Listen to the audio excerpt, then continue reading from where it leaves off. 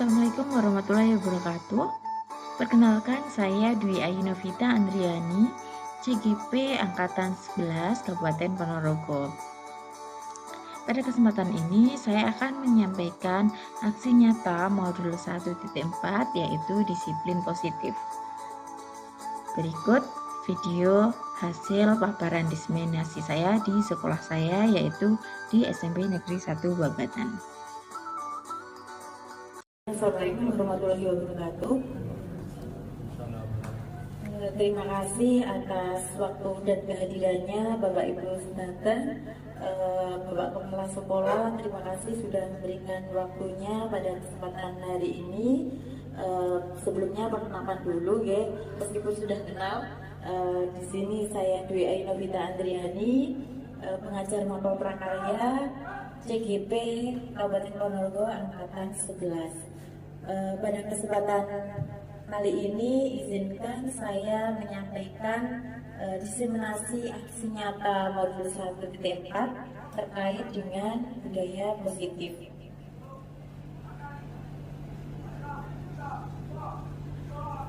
Hal yang melatar belakangi kegiatan diseminasi ini yaitu budaya positif di sekolah sangat penting untuk diketahui dalam upaya menciptakan lingkungan sekolah yang kondusif dan mendukung proses belajar mengajar. Disiplin di sekolah sering dimaknai sebagai sikap patuh terhadap aturan sekolah, di mana hal ini berimplikasi kurang baik terhadap siswa. Siswa tidak terlatih memiliki motivasi internal untuk berdisiplin, justru termotivasi eksternal. Guru diharapkan memiliki nilai-nilai positif yang dibutuhkan untuk membentuk karakter pelajar Pancasila dengan memberi contoh dan melakukan habituasi atau kebiasaan yang konsisten di sekolah. Karena itu sangat penting bagi guru untuk dapat mengembangkan budaya positif di sekolah agar dapat menumbuhkan motivasi intrinsik dalam diri siswa untuk menjadi pribadi yang bertanggung jawab dan berbudi luhur. Tentunya di sini saya juga masih belajar panjenengan sedanten, Bapak Kepala Sekolah, Bapak Iwan selaku TPMPS, Bumi selaku kurikulum, Bunani selaku persiswaan, dan Bapak Ibu yang lain tentunya sudah sangat lama dan sering sekali sudah melaksanakan kegiatan disiplin sekolah ya. Di sini saya belajar ke panjenengan sedanten terkait dalam pelaksanaan disiplin sekolah selama ini. Tentunya panjenengan sedanten sudah sangat memiliki pengalaman yang luar biasa yang mungkin nanti bisa kami contoh bersama. Untuk tujuan dari kegiatan diseminasi ini adalah untuk menciptakan budaya positif dalam diri setiap warga sekolah sehingga berimplikasi terhadap sikap dan perilaku warga sekolah. Jadi harapannya nanti ketika setelah berkumpul di sini kita dapat berjalan melangkah bersama dalam kegiatan disiplin sekolah. Jadi tidak ada nanti perbedaan-perbedaan dalam menjalankan disiplin sekolah. Sebelumnya di dalam budaya positif itu ada 7 aspek yang kami pelajari selama CGP modul 1.4. Yang pertama paradigma belajar, dan pertumbuhan paradigma ini sudah berubah ya dari dulu hingga sekarang. Pembelajaran saat ini adalah pergeseran antara stimulus respon menjadi teori kontrol, yaitu berpihak pada murid dan berdiferensiasi, sehingga setiap siswa dapat belajar sesuai dengan kebutuhan dan tahap perkembangannya untuk meraih keselamatan dan kebahagiaan setinggi-tingginya di masa depan. Dan tentunya ini juga berkaitan dengan yang Bapak Kepala Sekolah tadi di awal sampaikan, bahwa mari kita bergerak bersama-sama untuk sedikit mencoba perubahan untuk bagaimana supaya siswa itu mendapatkan usahanya secara maksimal. Nah, kemudian disiplin positif di sini merupakan satu pendekatan untuk menerapkan disiplin dari dalam diri anak tanpa kekerasan, hukuman ataupun bagian. Karena ternyata efek dari kekerasan, hukuman dan bagian itu sangat teringat di anak. Sehingga fokus pada kegiatannya adalah memotivasi dan refleksi terhadap berperilaku, menghargai dan membentuk logika dalam untuk menghindari ketidaknyamanan atau hukuman, untuk mendapatkan imbalan atau penghargaan dari orang lain, untuk menjadi orang yang mereka inginkan dan menghargai diri sendiri serta nilai-nilai yang mereka percaya. Hal ini berlaku tidak hanya di siswa namun juga kita secara tidak langsung atau tidak sadar ternyata hal-hal yang membentuk perilaku kita itu ada 3 itu yang bersamaan untuk menghindari ketidaknyamanan atau hukuman. Kemudian yang kedua tadi mendapatkan imbalan atau penghargaan, dan yang ketiga menjadi orang yang mereka inginkan. Nah, selanjutnya hal yang harus kita ketahui di sini sebagai guru tentunya dengan semua pasti Sophocles terkait kebutuhan dasar hidup manusia, terutama kita mengarah ke siswa. Yang pertama adalah kebutuhan bertahan hidup, kebutuhan yang bersifat fisiologis untuk bertahan hidup, contohnya adalah kesehatan, rumah dan makanan. Ini sudah tidak perlu saya sampaikan panjang-panjang. Kemudian kasih sayang dan rasa diterima, meliputi kebutuhan akan hubungan dan koneksi sosial, kebutuhan untuk memberi dan menerima kasih sayang, dan kebutuhan untuk merasa menjadi bagian dari suatu kelompok. Nah, untuk poin kedua ini sering kita jumpai terutama di siswa usia SMP ini sangat membutuhkan selanjutnya, yaitu penguasaan atau pengakuan atas kemampuan. Ini juga sangat berhubungan dengan rasa kasih sayang dan rasa diterima tadi, berhubungan dengan kekuatan untuk mencapai sesuatu, menjadi kompeten, menjadi terampil, diakui atas prestasi dan keterampilannya, didengarkan dan memiliki rasa harga diri yang tinggi. Nah, ini juga sering kita jumpai ya Bu, di kegiatan sehari-hari di sekolah kita, bahwasanya siswa itu lebih merasa ini loh aku bisa, seperti itu. Jadi ketika si anak tersebut mencapai sesuatu itu inginnya itu diapresiasi. Kalau anak diapresiasi itu tentunya dia next time atau di pertemuan selanjutnya akan lebih semangat lagi. Kemudian yang keempat adalah kebebasan atau kebutuhan akan pilihan, kebutuhan akan kemandirian, otonomi, memiliki pilihan dan mampu mengendalikan arah hidup seseorang. Ini juga sudah mulai tampak, sudah sangat tampak di sekolah kita, ya, di mana anak-anak sekarang itu sangat kritis sekali ketika diberi suatu pilihan, akan memilih sesuai dengan apa yang dia rasakan nyaman dan senang.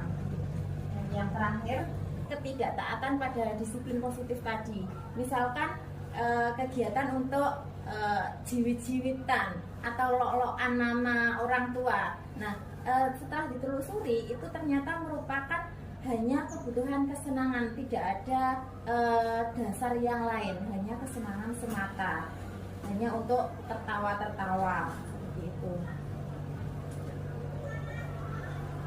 Nah, di sini posisi kontrol kita sebagai guru yang tentunya Bapak Ibu guru sudah mengalami dan juga menjalankan peran posisi kontrol ini. Yang pertama adalah posisi penghukum, yaitu seorang penghukum bisa menggunakan hukuman fisik maupun verbal.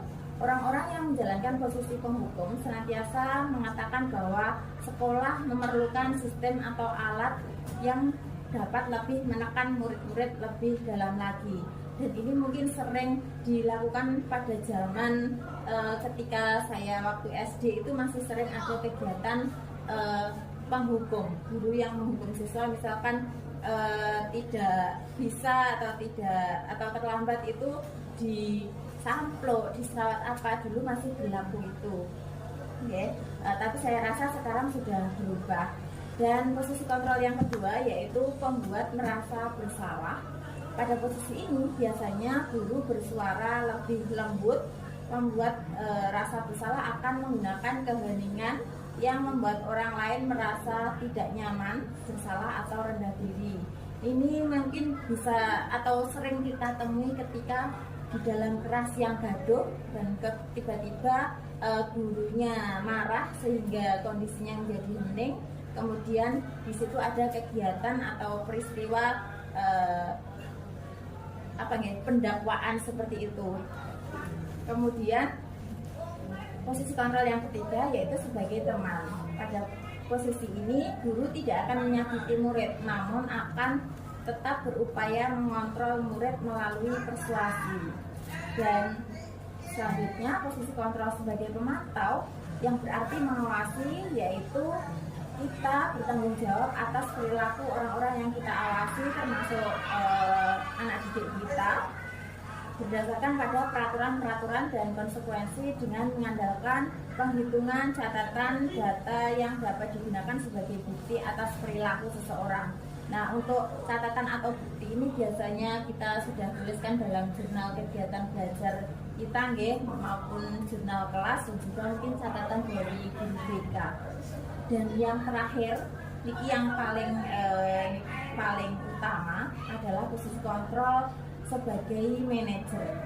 Jadi posisi manajer adalah posisi di mana guru berbuat sesuatu bersama dengan murid, mempersilahkan murid mempertanggungjawabkan perilakunya, kemudian mendukung murid agar dapat menemukan solusi atas permasalahannya sendiri. Jadi di sini istimewa sekali ya, karena guru bersama siswa membangun suatu kesepakatan bersama untuk menyelesaikan masalah yang telah dialami. Nah, jadi intinya ada kemampuan membuat konsekuensi, namun dapat berkolaborasi dengan murid bagaimana memperbaiki kesalahan yang ada atau yang sudah diperbuat. Dan tujuan akhir dari 5 posisi kontrol seorang guru tadi adalah pencapaian posisi manajer, di mana posisi tersebut murid dapat menjadi pribadi yang mandiri, merdeka, dan bertanggung jawab atas segala perilaku dan sikapnya, dan pada akhirnya dapat menciptakan lingkungan yang positif, nyaman, dan aman. Nah, setelah kita menyusun atau memahami tentang kegiatan manajerial untuk siswa, ada tahapan selanjutnya yaitu tentang keyakinan kelas. Di sini nilai-nilai keselamatan atau kesehatan yang disebut sebagai keyakinan, yaitu nilai-nilai kebajikan universal yang disepakati secara tersirat dan tersurat, terlepas dari latar belakang. Nilai-nilai kebajikan menekankan bahwa keyakinan seseorang akan lebih memotivasi seseorang dari dalam, motivasi intrinsik, di mana seseorang akan lebih tergerak dan bersemangat untuk menjalankan keyakinannya daripada hanya sekedar mengikuti serangkaian peraturan tertulis tanpa makna. Oleh karena itu, murid-murid kita perlu mendengarkan dan memahami arti sesungguhnya tentang peraturan-peraturan yang diberikan, kemudian apa nilai kebajikan di balik peraturan yang ada, tujuan utamanya apa, dan menjadi tidak tertarik atau takut sehingga hanya sekedar mengikuti saja serangkaian peraturan-peraturan yang mengatur mereka tanpa memahami tujuan mulianya. Nah, dalam pembentukan keyakinan kelas, penentuan visi misi sebuah sekolah, yang tentunya visi misi sekolah ini disusun secara bersama-sama melalui TPMPS Pak Iwan. Namun mungkin pada saat penyusunan visi misi SMP Negeri 1 Babatan tersebut dibuat berdasarkan nilai kebajikan profil pelajar Pancasila, ya, sesuai ya. Nah, profil pelajar Pancasila atau perwujudan pelajar Indonesia sebagai pelajar sepanjang hayat yang memiliki kompetensi global dan berperilaku sesuai dengan nilai-nilai Pancasila dengan 6 ciri utamanya yang biasanya sering kita sebut unsur P5, yaitu beriman, bertakwa kepada Tuhan Yang Maha Esa, berakhlak mulia, berkebinekaan global, dan bergotong royong, mandiri, bernalar kritis, dan kreatif. Sebelum saya lanjutkan, saya mohon tanggapannya oleh Bapak Iwan selaku TPMPS, mungkin bisa mereviewkan atau menyampaikan terkait dengan penyusunan visi SMP Negeri 1 Babatan ini. Khusus visi. Visi misi. Ya, terima kasih Bu Ayu, Pak EVP yang bahwa kita setiap tahun itu paling tidak di bulan Juni, ya, bulan Juni itu selalu meninjau kembali, mereview kembali visi misi yang ada. Di mana visi misi itu kalau memang perlu direvisi, perlu diupdate, maka di bulan Juni, ya paling akhir itu sudah terupdate, dan visi misi yang terupdate akan kita sosialisasi dengan Bapak Kepala Sekolah kepada seluruh warga sekolah. Pengertian warga di sini bukan hanya Bapak Ibu guru, tapi Bapak Ibu guru, karyawan, siswa, dan bahkan masyarakat. Sehingga ketika sudah disepakati bersama, nanti kita punya pedoman kurikulum, ya. Sekarang ini namanya KSP, ya, yang ditandatangani oleh Dinas Pendidikan. Demikian pula nanti untuk visi misi itu kalau misalnya tahun ajaran akan datang, juga kita tinjau ulang, kita review lagi. Dirasa ada revisi, ya revisi. Seandainya tidak pun juga tidak masalah, Pak, ya. Nah, ini kan di visi misi sudah sesuai dengan kondisi real pendidikan saat ini, juga tidak ada revisi. Itu kira-kira terkait dengan visi misi. Dan kita upayakan untuk visi misi ini sudah 2 tahun ini memang sudah mengakomodir tentang P5. Sudah sesuai, bisa dicek itu, sudah ada jiwa untuk warga sekolah agar tercermin, khususnya bagi siswa adalah profil pelajar. Demikian. Terima kasih Bapak Irwan selaku TPMPS yang telah menyampaikan terkait dengan visi SMP Negeri 1 Babatan. Nah, selanjutnya terkait dengan segitiga restitusi. Restitusi adalah proses menciptakan kondisi bagi murid untuk memperbaiki kesalahan mereka sehingga mereka bisa kembali pada kelompok mereka dengan karakter yang lebih kuat. Segitiga restitusi membantu murid menjadi lebih memiliki tujuan, disiplin positif, dan memulihkan dirinya setelah berbuat salah. Dan melalui pendekatan restitusi, ketika murid berbuat salah, guru akan menanggapi dengan mengajak murid berefleksi tentang apa yang dapat mereka lakukan untuk memperbaiki kesalahan mereka sehingga mereka menjadi pribadi yang lebih baik dan menghargai dirinya. Nah, dalam kegiatan segitiga restitusi ada 3 tahapan. Yang pertama yaitu menstabilkan identitas. Hal ini jika anak berbuat salah, maka ada kebutuhan dasar mereka yang tidak terpenuhi. Kata kuncinya itu. Nah, bagian dasar dari segitiga restitusi memiliki tujuan untuk merubah orang yang gagal karena telah berbuat kesalahan menjadi orang yang sukses. Yang kedua yaitu memvalidasi tindakan yang salah.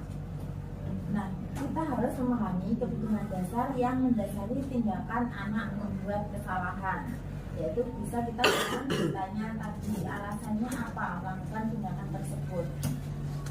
Kemudian menurut teori kontrol, semua tindakan manusia entah baik ataupun buruk pasti memiliki maksud atau tujuan atau alasan tertentu.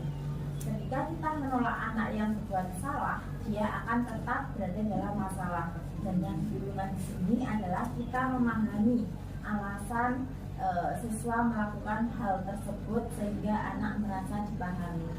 Jadi di sini kuncinya tadi, yang pertama adalah kita membuat siswa nyaman, dan yang kedua kita harus membuat siswa merasa bahwa kita memahaminya. Dan tahapan yang terakhir yaitu menanyakan keyakinan. Nah, ketika langkah 1 dan 2 sudah berhasil dilakukan, maka anak tentunya akan siap untuk dihubungkan dengan nilai-nilai yang dia percaya dan berpindah menjadi orang yang dia inginkan. Penting untuk menanyakan ke anak tentang kehidupan ke depan yang dia inginkan, harapan kehidupannya apa. Ketika mereka sudah menemukan gambaran masa depannya, guru dapat membantu mereka untuk tetap fokus pada gambarannya atau pada tujuannya. Dan melalui segitiga restitusi kita dapat mewujudkan mereka menjadi murid yang merdeka. Mereka mampu menyelesaikan masalah dengan motivasi internal dan bertanggung jawab terhadap pilihannya. Nah, di sini saya akan sedikit bercerita. Mungkin apa yang saya alami ini sudah sering jenengan temui dalam semasa di SMP Negeri 1 Babatan atau di pengalaman yang lain.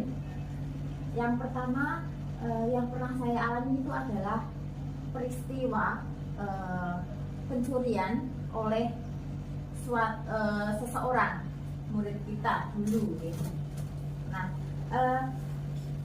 pada peristiwa itu saya belum mendapatkan ilmu atau mempelajari lebih jauh lanjut terkait dengan kegiatan segitiga restitusi ini. Tapi pada saat itu feeling saya hanya menyampaikan kalau saya dides, katakanlah mendikte anak, menanyakan anak dengan sangat serius, itu pasti anak tidak mau menjawab dengan jujur gitu. Nah, kebetulan kemarin pada saat itu saya juga berkolaborasi dengan guru BK untuk menangani permasalahan tersebut.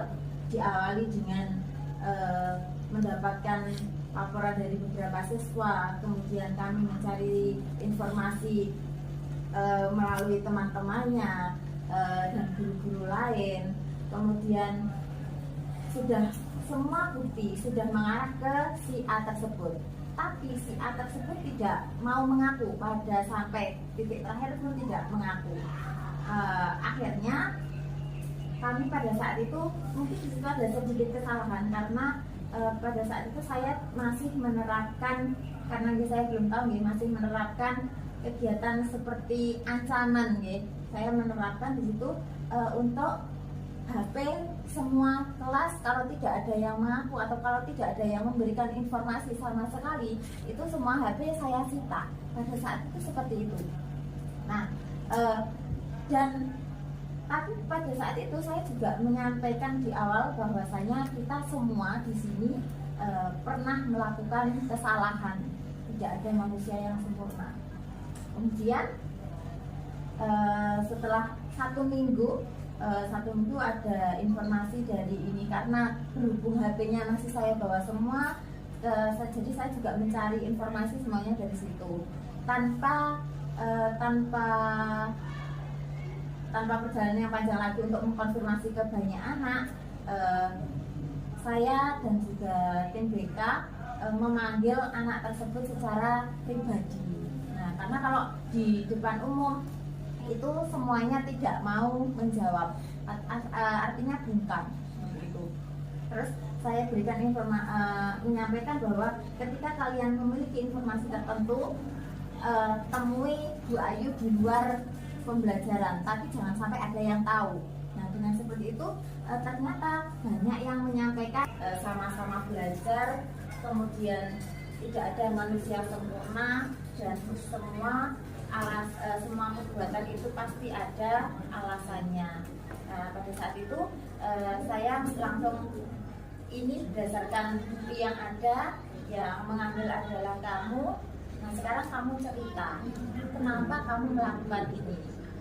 Dia tidak menjawab, iya saya yang mengambil, tidak. Langsung memberikan alasannya bahwa saya membutuhkan biaya. Alasannya pada saat itu seperti itu. Kemudian beberapa hari setelah itu saya berikan motivasi bahwasanya yang dicari di sini itu bukan hanya materi, tapi terutama kalian itu pasti membutuhkan teman. Kalau tidak ada teman yang percaya dengan kamu nanti kebanyakan merasa kesulitan dan adanya hukum karma. Kemudian di kasus 1 itu jadi yang di situ saya temukan di kasus itu si anak tersebut setelah kejadian itu melakukan perbaikan sendiri atas inisiatifnya sendiri. Jadi setelah ada kegiatan itu tadi, si anak menjadi lebih sregep, lebih rajin, kemudian aktif dalam pembelajaran, kemudian meminta maaf kepada temannya yang dirugikan tadi. Nah, untuk kasus yang kedua yang pernah saya alami yaitu kegiatan atau peristiwa siswa yang mengikuti kegiatan guru. Nah, di sini menurut saya sebenarnya sepele jadinya pada saat itu saya tidak mengalami atau menghadapi atau merasakan sehingga saya setelah mengetahui kenapa kok yang kita tadi memegang HP, sedangkan kita di sini peraturannya atau kesepakatannya adalah tidak menggunakan HP ketika pembelajaran tanpa ada perintah. Nah, ketika itu tidak mau menjawab, dan yang di depannya pun juga tidak mau menjawab atau tidak mau mengklarifikasi apa yang telah dilakukan temannya, sedangkan yang melakukan kesalahan seperti itu juga sadar ketika direkam. Selanjutnya terpaksa saya menghentikan pembelajaran sejenak karena tidak kondusif tadi. Kemudian saya mengajak ketiga anak tersebut untuk berbicara kebetulan saya yang kemarin mengambil di ruang musik yang ruangnya tidak ada guru lain. Itu saya menanyakan kenapa alasannya, apa yang dilakukan. Yang dilakukan adalah merekam kegiatan si anak tadi. Kemudian yang mengikuti tadi, saya tanya alasannya kenapa kok mengikuti, apakah cara menjelaskannya atau penyampaian Bu Ayu kurang sesuai atau aneh seperti itu. Awalnya tidak mengaku. Kemudian saya tanyakan bahwa contohnya di sini misalkan Bu Ayu juga pernah melakukan atau menirukan sesuatu, tapi di situ ada alasannya. Alasannya adalah supaya untuk menghibur diri atau untuk supaya pikiran kita refresh. Contohnya adalah mengikuti gerakan TikTok misalkan seperti itu. Kemarin saya sampaikan seperti itu dan siswanya juga menjawab. Kemudian nggak apa-apa Bu, cuma ingin saja. Nah, kenapa kok ingin? Nah, pada saat kesalahan saya adalah masih mencari lebih lanjut kesalahannya. Alasannya apa? Kok pengen meniru itu alasannya apa? Anaknya tidak mau mengakui bahwasanya si anak tersebut menggunakan ini asli kok Bu, ini asli seperti itu. Nah, ketika coba dihapus, langsung dihapus, tapi tetap tidak mau, tidak ada timbul rasa rasa bersalahnya atau kesadaran dirinya. Nah, setelah itu saya minta si anak tersebut untuk menemui saya di jam istirahat sebelum ada kegiatan perlombaan itu. Kemudian saya berikan pendahuluan awal seperti tadi, bahwasanya karena di situ saya sudah mendapatkan pembelajaran tentang segitiga restitusi, coba saya terapkan di situ bahwa saya harus menyampaikan dulu tentang kita itu semuanya adalah manusia yang punya rasa salah itu. Kemudian dari setelah itu si anak sudah merasa nyaman, kemudian ketika ditanya dia mengaku bahwa kenapa kok pakai lip cream atau lipstick, lah biar nggak pucat loh Bu, seperti itu jawabannya. Nah, dari situ kita bersama-sama mencari solusi bahwasanya mereka sebenarnya pengen tampil rapi, atau mungkin yang seperti yang mereka inginkan atau butuhkan tadi adalah supaya tidak pucat, karena menurut mereka mungkin itu adalah kalau pucat itu merasa kurang percaya diri. Nah, dari situ kita bersama-sama mencari solusinya lah, bagaimana supaya kalian tidak menggunakan tidak menggunakan mandi ketika malam hari, bukan ketika di sekolah. Nah, dari situ mereka secara secara pribadi terinspirasi atau tersadarkan bahwa mungkin sebaiknya memang sekolah itu tidak perlu menggunakan lip cream atau lipstick atau kosmetik ataupun make up, namun perlu perawatannya itu di rumah, seperti itu, untuk mencukupi kebutuhan yang mereka harapkan.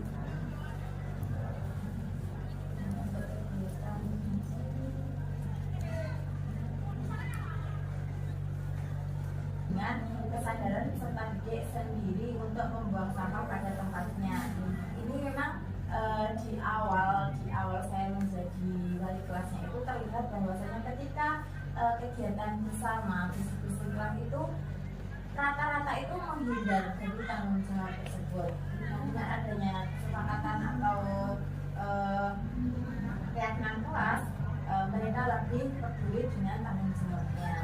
Kemudian meningkatnya kedisiplinan siswa dalam toleransi waktu, menguatnya karakter bertanggung jawab terhadap tugas yang diberikan, tumbuhnya karakter bernalar kritis yang ditunjukkan dengan meningkatnya dari minggu ke minggu, di mana siswa sekarang semakin aktif dalam bertanya, menjawab, berpendapat dan berargumen, serta mampu menganalisis tentang materi yang dipelajari sesuai dengan permasalahan yang ada di lingkungan, serta juga sudah menunjukkan perilaku yang sesuai dengan kesepakatan yang diambil. Dan alhamdulillah untuk keyakinan kelas yang tidak banyak saya lakukan di semua mapel yang saya ajar atau semua kelas yang saya ajar itu adalah membuat kesepakatan bahwa ketika guru masuk itu dalam kondisi sudah berpakaian rapi, terutama bersepatu. Nah, dari situ ketika saya sudah menghitung sampai hitungan maksimal 20, ya, tetap saya berikan toleransi dalam hitungan 20, maka mereka sudah sadar sendiri bahwasanya ketika melebihi itu bertugas untuk membersihkan tempat tulis atau membersihkan kelas. Itu Bapak Ibu yang dapat saya sampaikan berdasarkan informasi atau pembelajaran yang saya terima selama di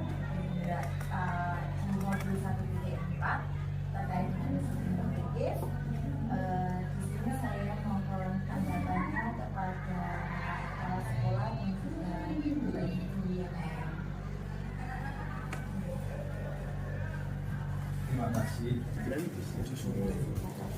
Ya Bapak Ibu, terima kasih Bu Ayu.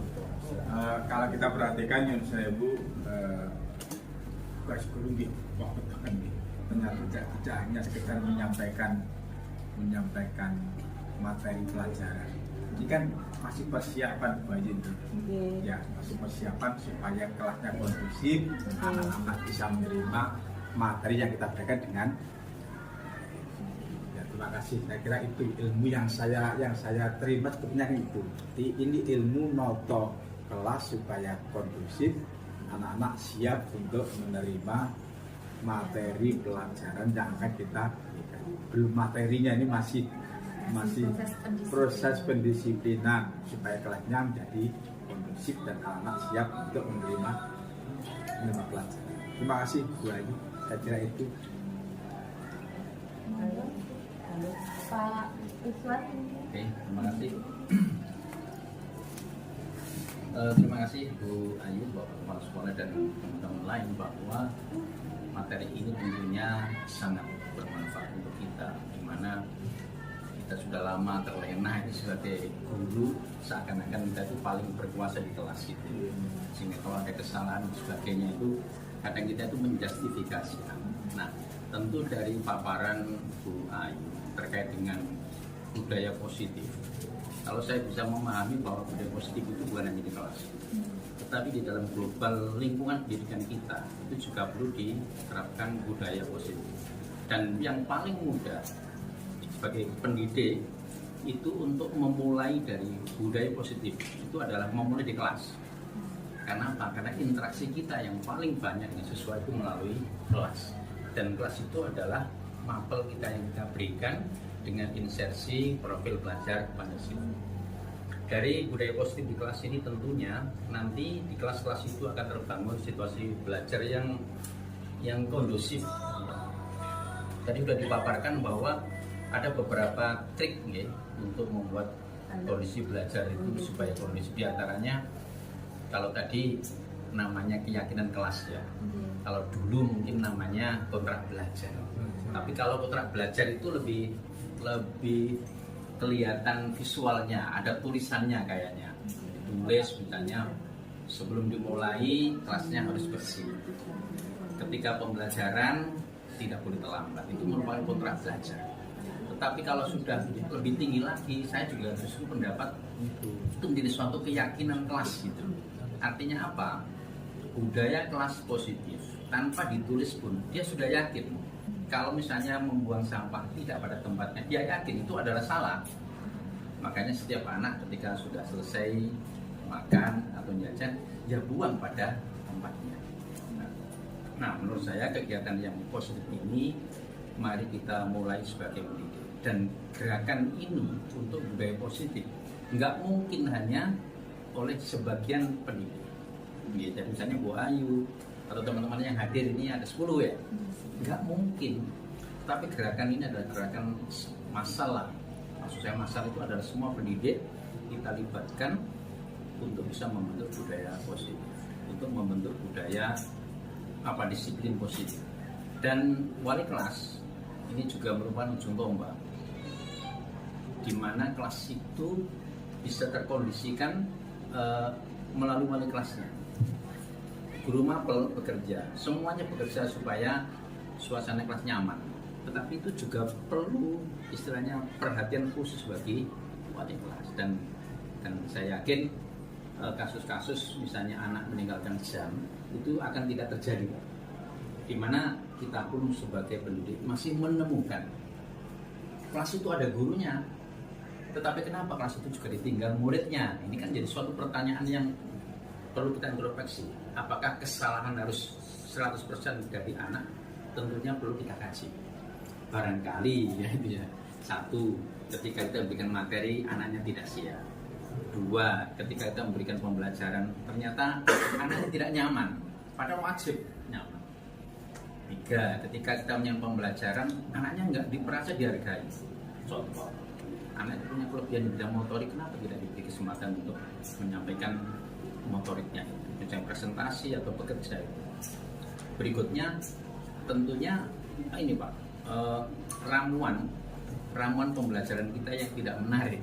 Makanya tadi saya sangat setuju Bapak Kepala Sekolah menyampaikan kombel kita mari kita hidupkan.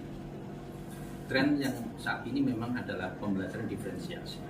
Ketika diferensiasi, semua siswa merasa diberi kesempatan yang sama, diberi penghargaan, dihargai, diberi merdeka belajar lah. Nah, itulah sehingga kasus-kasus anak meninggalkan jam ketika gurunya ada itu insya Allah kalau sudah berbudaya positif ini tidak akan terjadi. Terima kasih. Terima kasih Pak Iqbal. Mungkin saya juga akan menyampaikan sedikit tanggapan. Sebenarnya hampir sama dengan yang disampaikan Pak Iqbal. Sebenarnya kita sebagai pendidik itu bukan hanya menyampaikan materi pelajaran, jadi kita bukan hanya sebagai pengajar nih, tapi kita sebagai pendidik atau mungkin pembentuk karakter siswa. Nah, di situ perlu ada kebersamaan dari seluruh Bapak Ibu guru untuk kita bersama-sama membentuk karakter positif dari siswa itu. Di antaranya ya kita yang pertama memberikan contoh, kita juga harus berdisiplin secara bersama-sama. kita mengingatkan anak bersama-sama. Jadi meskipun seperti yang diinginkan, jadi maksud saya, jadi yang terpenting dari anak itu adalah memiliki karakter atau pribadi seperti yang diharapkan pada P5. Kalau anak sudah tertanam memiliki pribadi seperti P5, insya Allah semuanya akan terbentuk. Jadi memang semuanya karena masih anak didik, jadi memang kita perlu mengingatkan, tapi itu yang jelas perlu kebersamaan. Jadi ketika kita di kelas itu bukan hanya menyampaikan materi pelajaran terkait materi kita, tetapi kita juga harus menyelipkan yang terkait dengan pribadi atau karakter yang baik. Saya kira itu, jadi ini memang perlu kebersamaan dan dari semua Bapak Ibu guru untuk membentuk karakter anak tersebut. Jadi kita juga perlu disiplin supaya anak-anak juga meniru dari perilaku dari Bapak Ibu guru. Mungkin itu aja.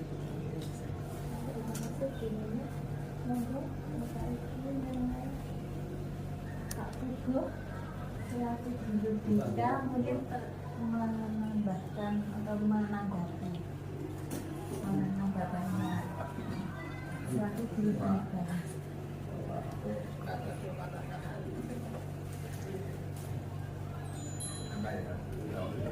Ditunggu. Terima kasih atas kesempatan yang diberikan kepada saya untuk menyampaikan sesuatu yang cuma satu saja, bahwasanya kebersamaan itu penting, itu saja. Kebersamaan itu penting untuk menciptakan suatu budaya, dan yang paling penting lagi adalah ketika itu dikatakan suatu budaya, berarti yang melakukan tidak hanya siswa saja, tapi seluruh unsur yang ada di sekolah, baik siswa, kemudian guru, kemudian TNI, dan semuanya lah. Nah, kalau kita bergerak bersama-sama, insya Allah nanti bisa menjadi ke arah perubahan yang lebih baik. Untuk teknisnya mungkin nanti diadakan di kombel, materi kombel yang lain nanti bisa ditambahkan lagi. Ampun. Terima kasih Pak Pugo atas tanggapannya. Monggo Bapak Pak Bab. Oke. Assalamualaikum warahmatullahi wabarakatuh. Suatu pemaparan yang bagus terkait dengan budaya positif di sekolah. Secara teoritis, insya Allah apabila bisa dilaksanakan dan diimplementasikan akan menjadikan sekolah itu menjadi lebih bagus. Demikian barangkali perlu dipikirkan bahwa untuk mencapai tujuan kita membentuk budaya positif sekolah itu perlu ada implementasi langsung di sekolah kita, dalam artian kira-kira penerapannya itu seperti apa, itu yang perlu kita pikirkan. Jadi secara teori dan benar dan bagus seperti yang disampaikan oleh Pak Ibu tadi. Jadi kita perlu ada kebersamaan mulai dari siswa, guru, kepala sekolah dan tenaga kependidikan.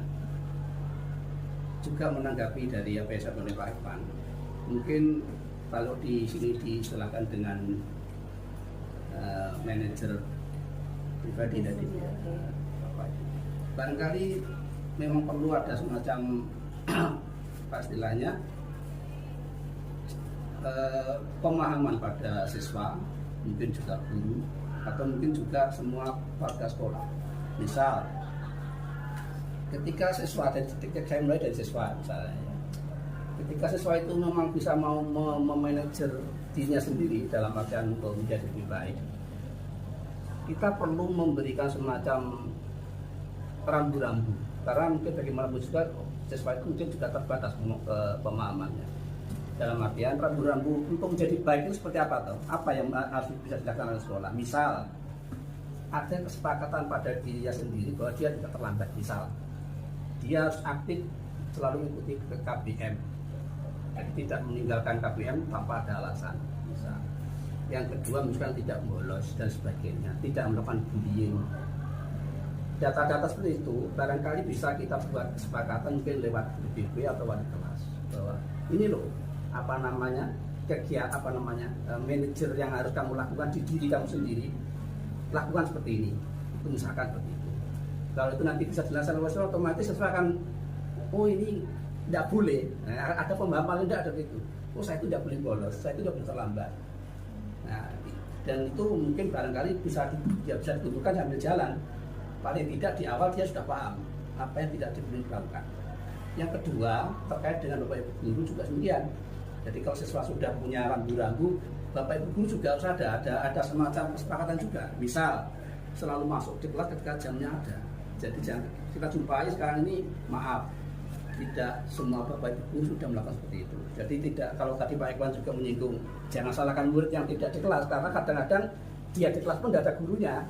Nah, kalau Bapak Ibu guru juga tertib, waktunya masuk ya masuk, waktunya artinya memang jadi ditunggui. Kalau toh tidak ditunggu memang harus ada tugas, paling tidak karena ada alasan memang tidak menunggu dan sebagainya, itu kita sepakati bersama. Itu di lingkup Bapak Ibu guru. Barangkali termasuk mungkin lebih luas lagi ya, ini kebijaksanaan dari kepala sekolah, bagaimana budaya positif ini bisa tumbuh. Artinya kalau memang ada hal yang barangkali perlu diluruskan secara kebijaksanaan ya kita buat. Kira-kira itu tambahan saya. Secara umum mungkin yang saya pahami untuk budaya positif ini luar biasa apabila bisa kita terapkan di masa depan pendapatan. Terima kasih, warahmatullahi wabarakatuh. Assalamualaikum warahmatullahi wabarakatuh. Waalaikumsalam. Oke, terima kasih Bapak Ibu atas masukannya.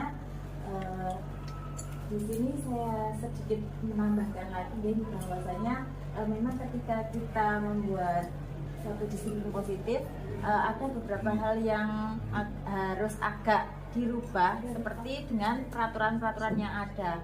Peraturan-peraturan yang ada itu ketika kita melaksanakan disiplin positif itu mungkin diawali dengan menyusun atau mengubah kalimatnya menjadi kalimat positif. Jadi bukan dilarang membuang sampah sembarangan.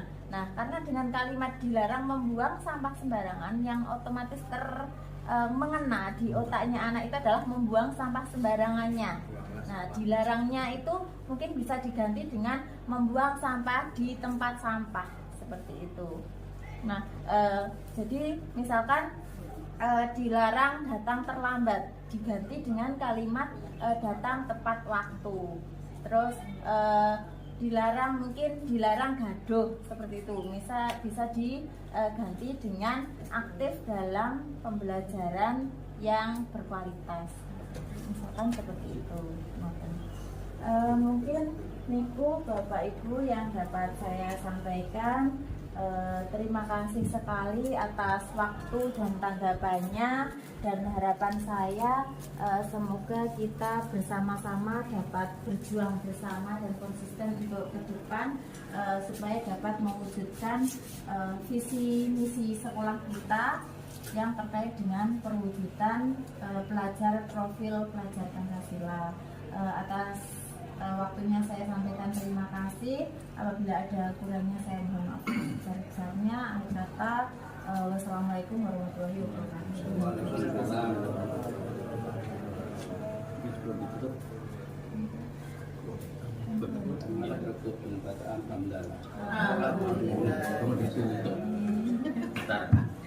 Saya ada ya, terima kasih. Di forum diskusi ini saya menanggapi yang disampaikan oleh Pak Munif ya di awal tadi, yang intinya ada praktek-praktek baik di kelas dengan mengoptimalkan kegiatan Kombrel. Nah, menurut saya kegiatan mengundang dulu Kombrel pertama itu adalah pembelajaran diferensiasi. Tetapi waktu itu tidak lanjut yang bisa mencoba kepala sekolah, dan saya waktu itu adalah implementasi di kelas. Namun saya ubah ya, kalau kita lihat bersama ternyata mungkin sebagian kecil yang bisa mempraktekkan pembelajaran diferensiasi di kelas.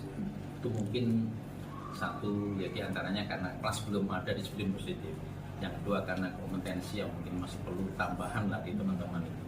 Sehingga di Kombrel itu seiring dengan nanti di bulan September juga ada observasi kelas dari Pak Kepala Sekolah, tentunya juga mengarah pada pembelajaran diferensiasi. umpama yuk kita bareng-bareng micro teaching lah atau peer teaching sesama teman di komunitas kita, mapel-mapel tertentu memberikan contoh agar supaya bisa menginspirasi teman-teman di guru mapel lain. Pada saat itu nanti kita harapkan di kelas itu bisa terimplementasi.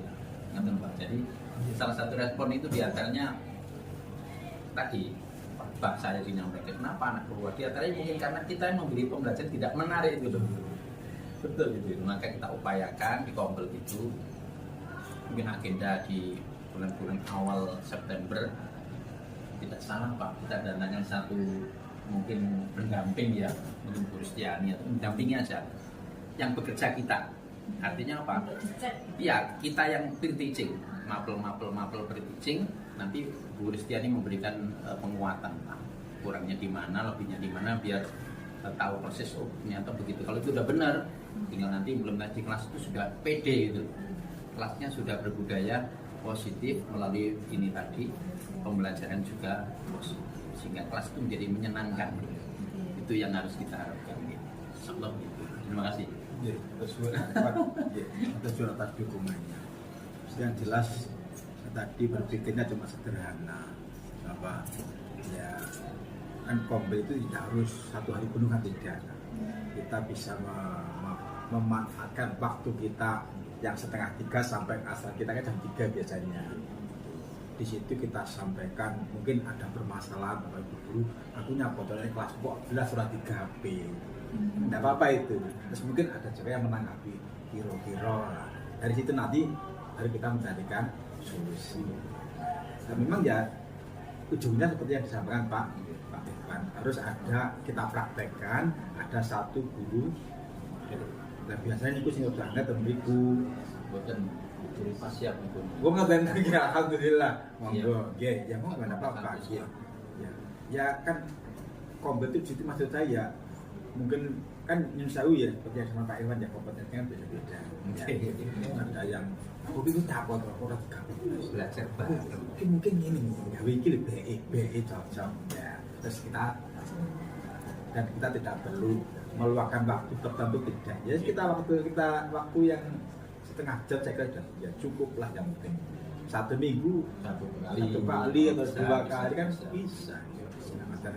Jagongnya. Jadi kita Kompelnya bukan Kompel PMM ten langit itu mboten buat Kompel kita, Kompel yang bisa kita. Di kesana ada perubahan itu. Nggih, siap. Kayak Diki motornya ini. Motornya masih muda-muda. Yang tua juga bisa lah Pak. Iya, terutama yang muda harus yang ini ya betul. Kata di depan yang mumpuni. Mungkin saya ada sedikit pendapat sangat bagus sekali kan usulannya Pak Iwan tadi untuk kita misalnya mengadakan teaching atau mungkin ada beberapa bapak ibu yang memaparkan RPP-nya di depan teman-teman sehingga bapak ibu yang lain bisa menyaksikan. Tetapi terkait dengan jadwal Pak Iwan, kebetulan saya kemarin itu menjadwalkan supervisi itu mulai tanggal 2 September. Dan nanti monggo kalau memang itu direncanakan ada kegiatan itu, sebenarnya saya juga sangat senang sekali untuk memotivasi bapak ibu guru. Tetapi monggo nanti waktunya diatur lagi kalau bisa kan mungkin sebelum supervisi. Ya 1, 2 sebelah supervisi tidak apa-apa. Terus yang kesinambungan. Terus yang kedua saya mohon untuk bapak ibu guru yang muda-muda itu untuk di mapelnya mohon nanti mendiskusikan dengan artinya gini, RPP yang mau digunakan untuk supervisi itu dicermati bersama-sama, didiskusikan untuk misalnya paling tidak mendekati untuk pembelajaran berdifferensiasi itu tadi. Bapak ibu guru bisa berkelompok dengan sesama mapelnya, dikelompok yang muda-muda itu untuk paling tidak mendekati pembelajaran berdifferensiasi. Mungkin itu yang bisa saya sampaikan. Ada berapa mapel? 11 ya? Iya. Misalnya 11 kan bisa ke belakang mulai awal September minggu kedua terus 11 mapel. Dan besok balik lagi. tidak perlu kita jadwalkan seperti jadwal pelajaran. Siap tampil. Ya, salah satu fungsi kompel kan nggih menyelesaikan nggih Bu. Mungkin ada permasalahan dan mungkin bisa ada solusi dari yang lain. Jadi pembelajaran diferensiasi itu kan hanya satu contoh ya. Contohnya kasus kasuistik. Kasus-kasus bisa disampaikan bersama, solusi ini sharing bareng. Kayak gon aku kayak cocok. Ya kan maksudnya kan itu kayak cara iki cocok. Bukan gon aku kayak cara iki mungkin sepakati Bagus. mencoba membeli kan Coba. memang September seminggu bisa duduk bareng ya. Ada yang bikin kucing atau apa, atau memamerkan apa. atau pertama kali tidak langsung berkecing nggak apa-apa loh pas ngumpul ya mungkin ada yang Yang persepsi minggu depan yang kucing. Oke. yang penting tidak perlu menjadwal perjalanan pelajaran selanjutnya. Kan kita selain hari Senin kan pulangnya setengah 3 sampai jam 3 kan itu setengah 3.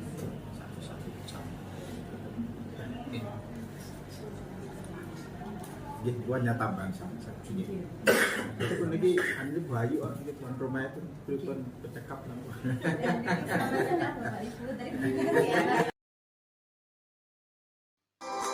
Demikian pemaparan materi atau diseminasi disiplin positif di sekolah saya, yaitu di SMP Negeri 1 Mabatan.